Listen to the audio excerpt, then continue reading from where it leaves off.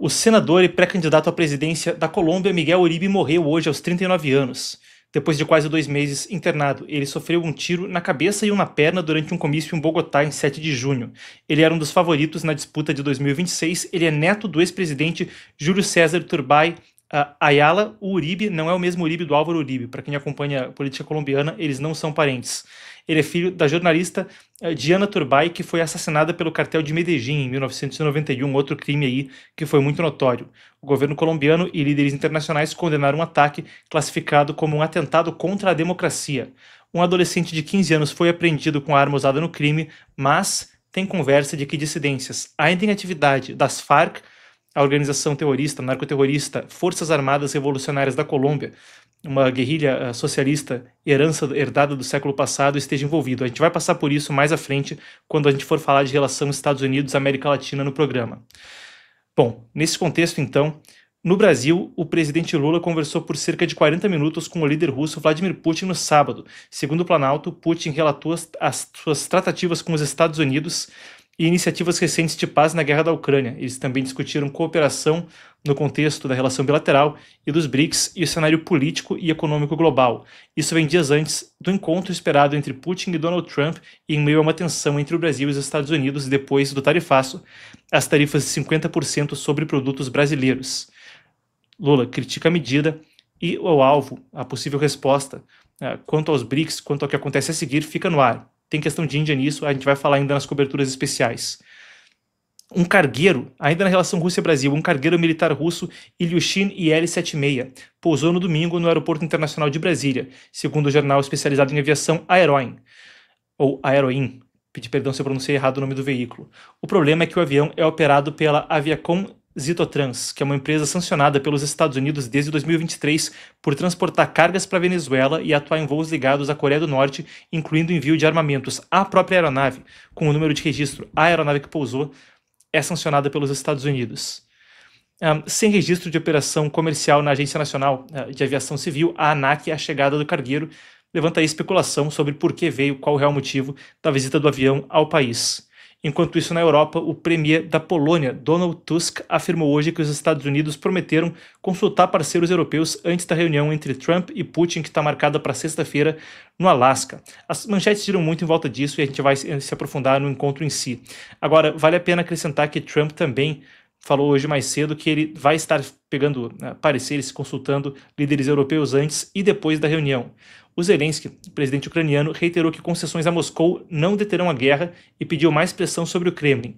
A gente vai entrar em detalhes mais na frente no programa a respeito de concessões territoriais e em que pé está a conversa sobre isso. No Oriente Médio, o premier israelense Benjamin Netanyahu declarou no domingo que pretende encerrar rapidamente a nova ofensiva contra o grupo terrorista Hamas na cidade de Gaza. A operação foi aprovada pelo Gabinete de Segurança anteriormente, no início do final de semana, você acompanhou por aqui, e tem o objetivo eliminar os 2 últimos principais redutos do grupo e libertar os reféns. Testemunhas relataram ataques aéreos intensos na região, já desde sexta-feira, sobre a cidade de Gaza. Foi autorizada a ofensiva, então, que agora segue. Autoridades palestinas informaram que entre os motivos, melhor dizendo, entre os mortos estão alguns profissionais de imprensa. Foi relatada a morte de jornalistas, incluindo do veículo estatal do Catar, Al Jazeera, hoje mais cedo. Israel alega que pelo menos um deles atuava para o Hamas. Netanyahu disse que discutiu o plano com Donald Trump e defendeu a criação de uma zona de segurança na fronteira sem ocupação permanente do território. O ataque segue adiante, então, a gente aguarda para ver os próximos desdobramentos. Uma medida muito divisiva. Nos próximos dias, conforme a ofensiva se desdobra, a gente pode voltar a ter também cobertura especial sobre isso. Mas enquanto a gente ainda está no Oriente Médio, o líder druso sírio, isso é uma minoria na região de Sueida, no sudoeste da Síria, que tem causado aí uma crise diplomática muito grande entre o novo governo sírio e Israel. Agora, o líder druso da Síria, o Sheikh Hikmat al-Hijri, pediu no sábado uma investigação internacional independente sobre os confrontos em julho na região de Sueida, que eu mencionava agora há pouco, que deixaram centenas de mortos. Ele acusou forças do governo sírio de agirem contra a comunidade e defendeu que os responsáveis sejam julgados pelo TPI, o Tribunal Penal Internacional. Lembrando, os combates começaram ali entre milícias drusas e tribos beduínas, mas acabaram ganhando força depois que o exército sírio se envolveu e que houve incursões também de Israel, que interveio com ataques aéreos em apoio aos drusos. Esse líder então agradeceu também Trump, Israel e países do Golfo pela ajuda para conter a violência.